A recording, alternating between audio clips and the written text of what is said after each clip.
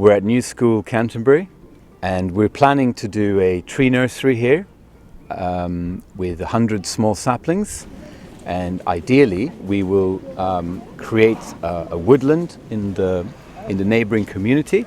And we're also trying to see if we can replicate that in other Steiner schools across the UK. So the Earth Restoration Service started around 2003. We work with ecological restoration in all its forms, but one of our flagship models is the school tree nursery program, which basically is a very simple model. We make tree nurseries inside the schools. The children maintain the trees, they look after them with the teachers and the parents, and then at an appropriate time, so after a few years, those trees are then transplanted out into the community to replenish the local community. And so far it's been a great model. We've done 100 woodlands, and we've signed up around 1,000 schools around the UK. So I think children, they know about their belly button, they know about their umbilical cord, and they also need to learn about their invisible umbilical cord. And that is something that schools need to teach them. They need to teach them that they are related to things like oxygen.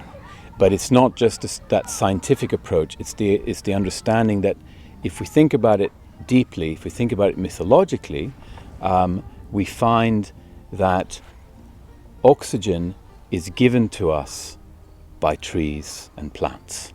So there is an invisible umbilical cord between us. And that, once that's understood truly, which means not only objectively, but subjectively, I think then we'll have a generation of children growing up just knowing who their mother is again, just knowing where they've come from, knowing where their origin is.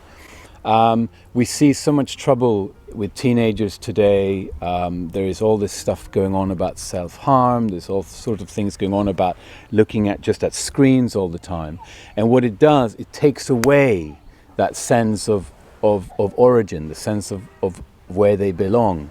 So for education to be really wholesome, I think it needs to engage with the subjective realms. It needs to engage with stories.